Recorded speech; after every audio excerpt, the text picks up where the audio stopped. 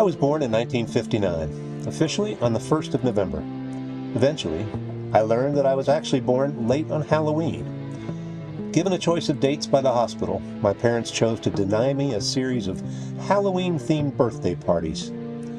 I eventually forgave them. Dad worked for Big Oil early on as an accountant. Later, for Big Car as a parts warehouse manager. Somewhere along the way, he did training seminars on something oil and car related. One Saturday morning, he always went in on Saturdays, he was stuck with me in tow. I was probably in 4th grade. To keep me occupied, Dad put on a training film in the big, empty classroom that was set up at a hotel convention center. The film was about global warming. I don't actually recall that film, but later in conversations with my family about global warming, Dad would typically recount that film, with some irony.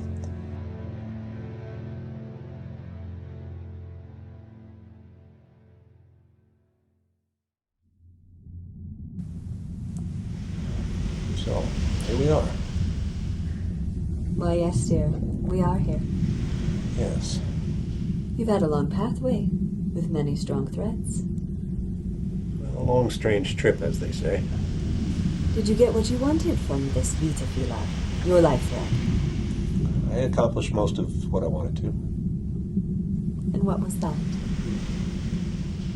To know myself as recognized and respected in this world. And loved?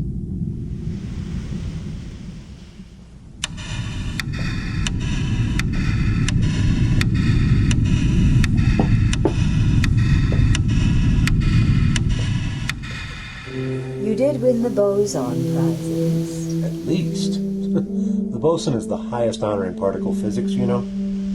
I do know. Fitting for a distinguished career. Well, I guess I found the math to be easy early on. And that seems to unlock a lot of options. Vita Fila. You had quite the start out of the gate. I wasn't really interested in the whole boomerang thing. You followed your passion in journalism. Let's just say Dad didn't approve. It's smart, it's a risky business. Well, it was a great time in college.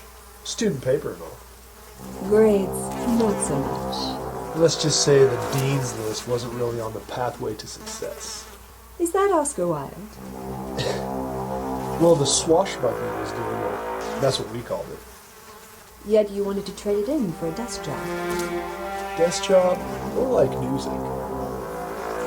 Grad school didn't get you a job. They wanted someone from the dean's list.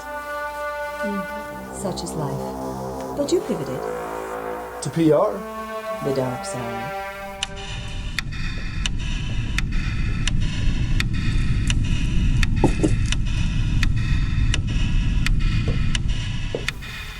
The money was significantly more attractive. And it turned out to be your thing. It's more interesting to fabricate than report. Turns out you were quite good at that. Opportunity knocked. I prepared mine well, I suppose. Your first assignment was quite the start. The Global Climate Coalition. Yeah, it was a big deal. Sub-Fettelman, no small spuds though. The pioneers of greenwashing. Brilliant. You had been a bit of a tree hugger. Big time. Environmental marches, sit-ins. Back in college. Back in college, and it wasn't a bad way to meet women. But it seems you evolved. The money was, as I said, it was just so much more attractive. The whole timeline thing, I'm into timelines. it just seemed so next century. You had quite an important account. The Surveying Project, challenging. Sir David was well liked. That Netflix series, 93% on Rotten Tomatoes. Like I said, it was significantly challenging, but there's always an angle. Walruses. Walruses. I mean, they're no polar bears with their whole, Coca-Cola thing, but let's be honest, both walruses and polar bears are thriving due to this warmer climate. Seems. And yet you did all of this while still believing that climate change would be a major crisis. So next century. So yeah. So you wrapped up some industry code. I guess so. Enough with the Energy Institute. Definitely a solid political gig. Governor of West Virginia. Well, I was hesitant at first, but Charleston seems to be a nice enough place. You got Joe into the governor's mansion. Congratulations. Well, thank you. But I can't take all the credit. The framework was already there. Cool. Coal. Ooh. It's funny how people always go against their best interests. You know, it's all about change. People don't like change. People are scared of change, afraid of it. And all it takes is a little scare in the right direction. Climate change versus jobs. Jobs. Easy. Like I said, climate change is so next century, and jobs are now. Okay, who was that? That was Jack, one of your Vita Fila.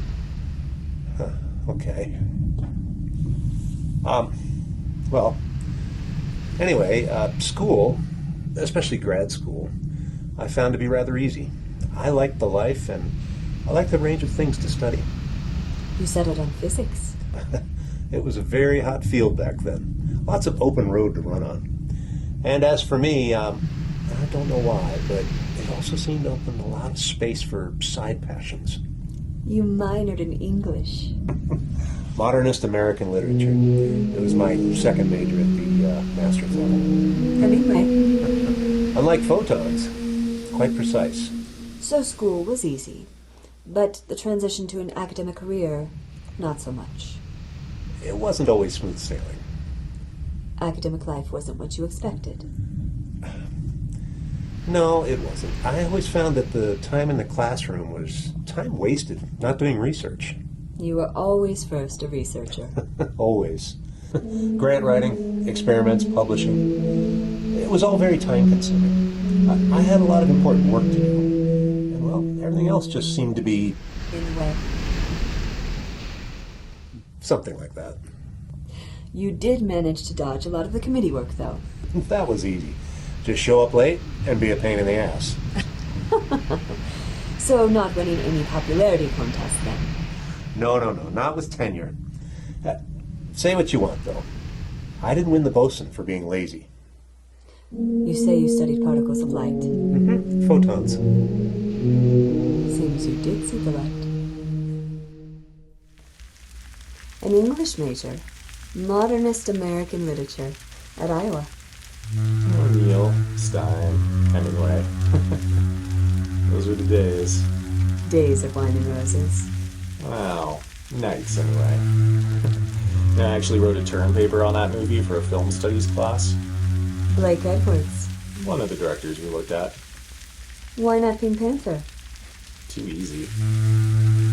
You wanted to go into film. Yeah, I wanted to direct. Turns out you would have needed a teaching certificate in order to do that. Let's just say my pathway to success was not through a 5th grade classroom. Is that Oscar Wilde? Probably not.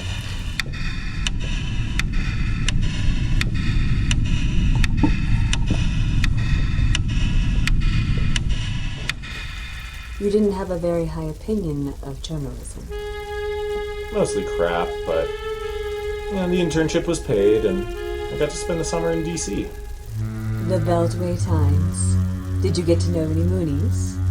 Nah, I mostly kept to myself, but not a bad ride, though. I was on the arts and entertainment desk. Got in to see some good shows.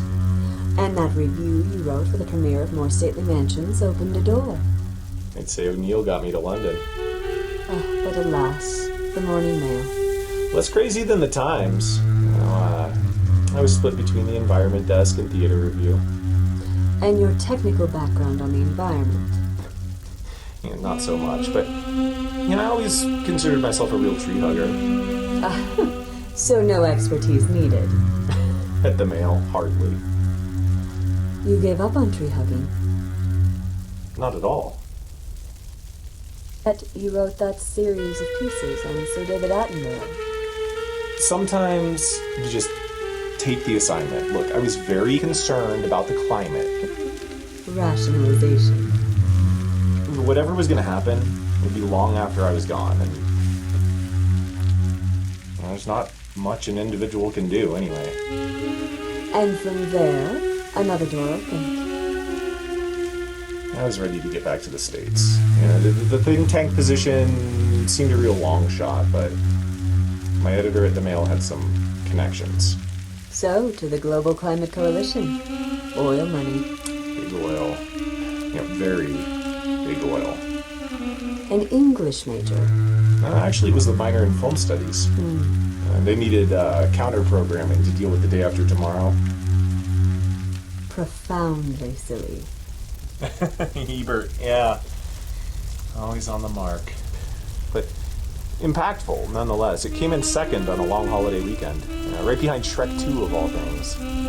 So very dangerous. And Big Oil was not pleased.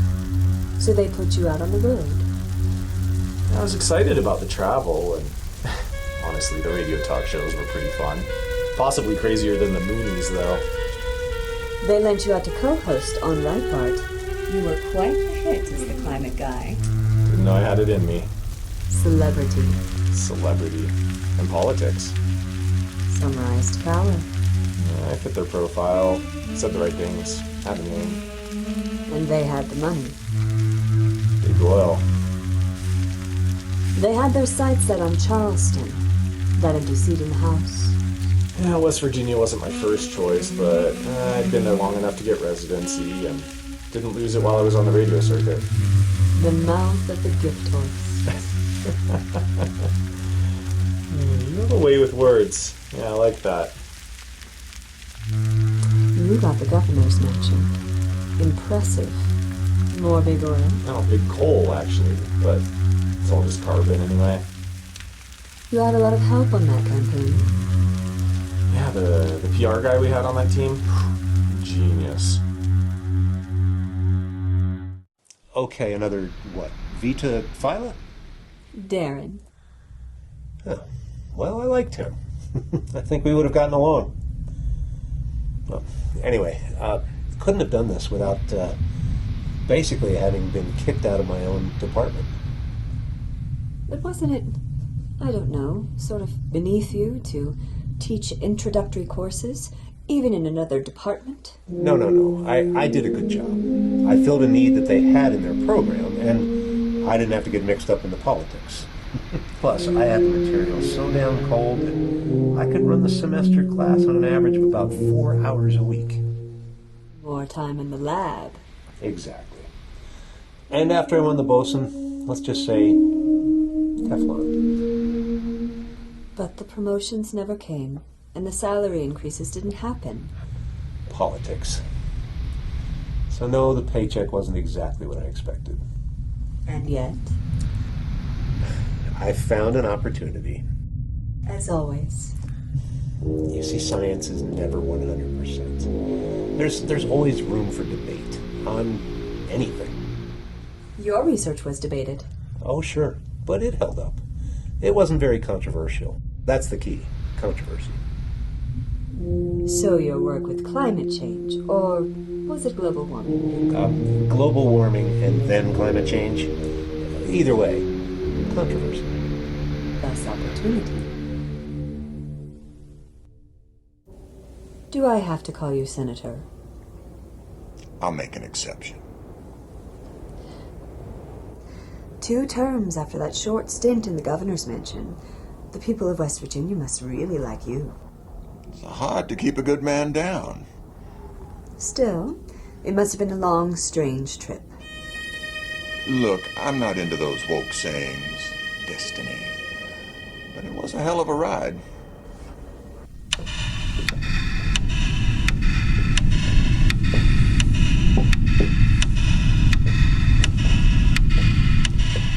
Fossil fueled, you might say. Coal's the lifeblood of West Virginia. Generations of it. It's the fabric. Makes me proud. Yes, I saw the ad campaign by the Energy Institute. Effective stuff in those parts. You made yourself quite the annoyance along the way. Just doing my job. Some characters you worked with over the years. get me started. Go on. Well, that whole goat circus with Newt, Mitt, and Nancy was off the charts brilliant. I'll take credit for that. Operation Flip Flop. That's privileged. I do have clearance. Well, the whole idea of Newt and Nancy on a couch. There's a punchline there, I suspect. Yep, and Mitt delivered. For you. My team, actually, they dreamed up that little stunt. Pelosi and Gingrich call for climate action. McCain chimes in with support. Wait for it. Mitt plays the trillions and trillions card. Cue Wagner. The Gingrich flip. What was it? Said it was the dumbest thing he'd done. He said in recent years. Dumb and Dumber. A prequel and a sequel. That's Newt. A temps à la crème. Climate Gate. The emails. I wanted there to be something about a laptop. Someone wondering, just asking questions about a laptop. Tucker didn't bite. Oh, he was off on some obsession about tanning beds. That worked out. Then the handoff across the rotunda. Always a dirty business working with the House. Sometimes you just gotta hold your nose. For the end game. Killed the House Committee on global warming, no mention of it in the State of the Union. Major score in the court of public opinion. Trifecta. That campaign really tied the room together. It was certainly a good start. No regrets. Somewhere off the record you mentioned. We are off the record here, right? Most definitely. Sure, climate is a crisis. Newt thought so too. Even Mitt, though he'd never admit it. But the weather forecast for Election Day was fine. Folks just don't see much further down the road than that. But your constituents' futures. The good people of West Virginia elected me to represent their interests today. Mean coal. The ride to the Senate is not on an EV. Was that Oscar Wilde? Speaking of the EVs, you didn't finish your work there. Not so sure about that. Have you tried to figure out the rebate program for an EV? Point, but not match. It was time for a handoff. We're going to be primaried. And there's still a ring or two I won't kiss. Nice to know you can still surprise yourself. Watch it. Okay. When opportunity knocks. That's better. It was time for new blood. I wanted to stay in D.C. But not with your beloved constituents, or actually with them. I wanted to stay in D.C., and the Energy Institute had been awfully good to me. Good enough to give you the keys to a C-suite on K Street. That works. How many more of these? That was Joe. Politics. What a mess. So, the Energy Institute. Opportunity came knocking. Once again, science is never completely settled. There's always room to challenge ideas, and climate change was ripe for that. So I signed on. Papers, lectures for the Institute. Your colleagues? Whatever. They all had their fingers in something. Yet you believed that the climate change science was very solid. Rock solid. It was a crisis. And you denied it in the pursuit of the scientific process? I denied it in the pursuit of some really good money. It wasn't that hard. Again, nothing is 100%. Especially the timeline. I'm into timelines. Tell me about those. Well, some bad things are going to happen somewhere and sometime. But I always figured it was further down the road. I didn't think anything was going to happen in my lifetime, or in the next for that matter. I'm sorry for the loss of your family, your wife, and your daughter. Thank you.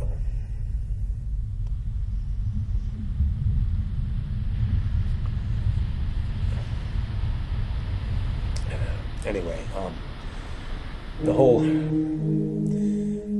argument that nothing was going to happen anytime soon turns out to be the big argument in terms of how people were going to respond. And the Institute knew that. Oh, definitely. They had behaviorists. People can't even see into next week. So the whole time is on our side angle, that just nailed it. Seems you were wrong on that one, Absurd on many levels. though. Here's one. How do you confuse an economist? Not funny. You would prefer knock-knock. I prefer to be on a beach somewhere. Careful what you wish for. I guess that econ degree served to fuel your creative side. That always came naturally. Ah, the stand-up gigs in grad school. Money for nothing. Chicks for free. You had a couple good punchlines. Should have gone into advertising. Well, it was the econ and MPA degree. That's what got me in with the K-Streeters. The comedy group. They're really not that funny. No, I mean the PR folks over at the Energy Institute. The Flax.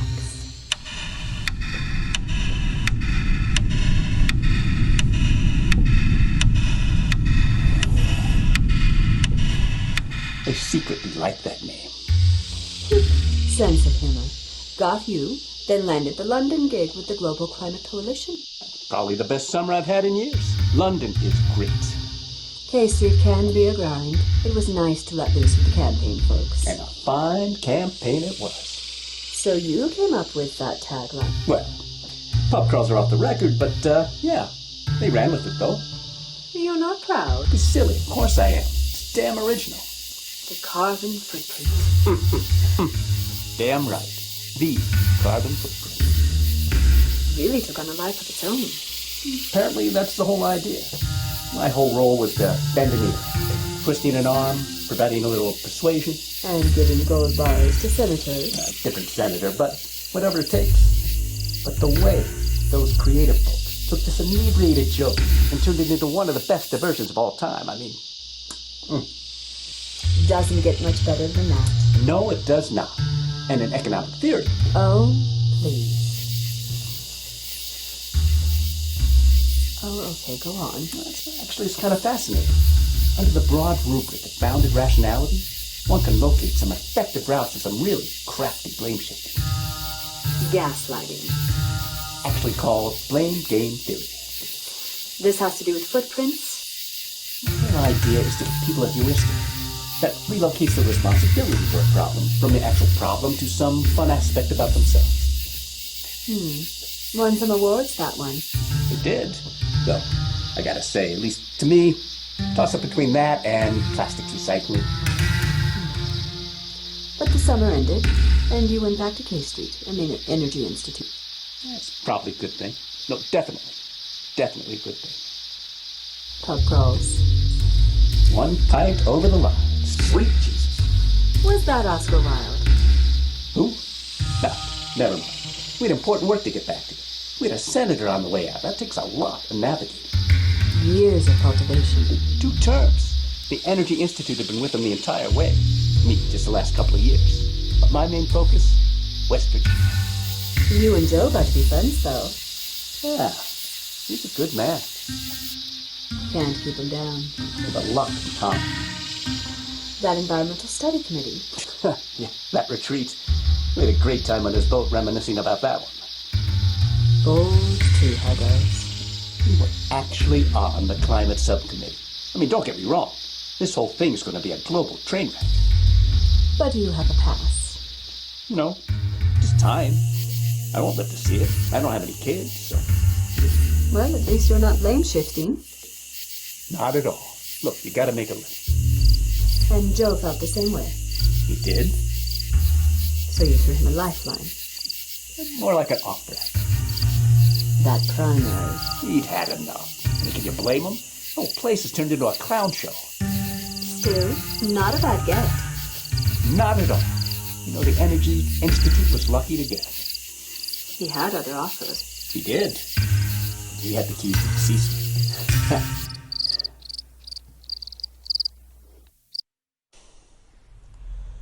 I hope we're done with these, whoever they are. Ted, another Vita Fila. Some sort of past life thing? More complicated. Okay, simplify. It's like those photons in quantum action you studied. And won the boson for? All lives have multiple threads. Some parallel, some crossing. Never coincident, but interacting. So across time and distance. Like those photons. Einstein called it spooky action at a distance. That works. So here we are. Why, yes, dear. We are here. Somehow I thought I'd be long gone before any of this actually happened. You did see it coming eventually, though. Yes, but not like this. I mean, the last few years were alarming. But this sudden... The event. Is that what it's going to be called? That is what it's called. What did you think it would be like? I just thought it was going to be a lot further off.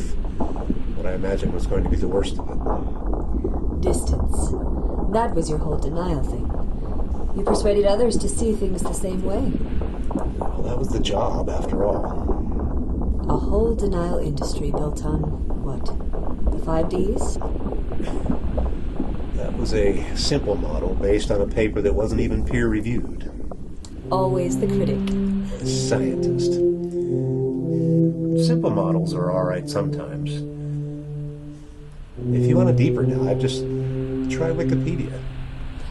The psychology of climate change denial. Well, aren't you well read? The 5 Ds. Distance and... Dissonance. as in cognitive. Powerful stuff. Doom. The end is nigh. Identity. That begins with an I. It's a lowercase I. Okay. Denial. Custom made for today's zeitgeist. That's a bingo. You know, worried about climate change, but also worried about the gas price for my land yacht. Not me, but Basically, this is all built on avoidance. hard to get through the day without a couple of those, eh? Look, the climate crisis ain't gonna play in Peoria. Or West Virginia. Especially. Gotta keep that fear and guilt in check. With self-defense. Well, you can't have it both ways. Attitudes and behaviors in conflict kind of really rattles the head. The land yacht wins. Every time. At least, it's all hitting the fan, but the costs, especially sacrifices, it generates helplessness. So, just change the channel. At least there are a few to pick from. When coal is in your blood, Or lungs. when coal is in your blood, and they're coming after your coal, well, you did it. Smackdown. The next vegan who looks crosswise at my bacon double cheeseburger with extra bacon is gonna get a faceful. You did manage to squeeze in that last vacation. Oh, that was absurd. You had long wanted to visit the Hemingway house. Yes, very much so, but I just never been able to make it a priority until Time was running out. it had been 5 years since the North Atlantic current had stalled. Some chaos brewing. The rising waters, the last 2 hurricanes had seriously compromised the bridges. It was beginning to look like the only way to reach the Keys was going to be by seaplane or by boat. And the house itself was damaged. It was right on the shore, the lighthouse and all. This was to be its last season, so I had to go. You did. The house was in rather poor condition, but it was still very fulfilling to see. Until The warning. the high tide, the full moon. It should have been all very routine. But then the swell. Came in with the tide. It could have been a rogue wave. What's happened? Bad timing. Bridges. Very, very bad. Then We left the house to go down to the lighthouse. the the wave without warning. The water was actually very calm, but it just kept rising. It was like there was a storm front or a fog bank on the horizon. It was coming in. The ice shelf. The tsunami. The event. The event. It arrived. Gradually. And then suddenly.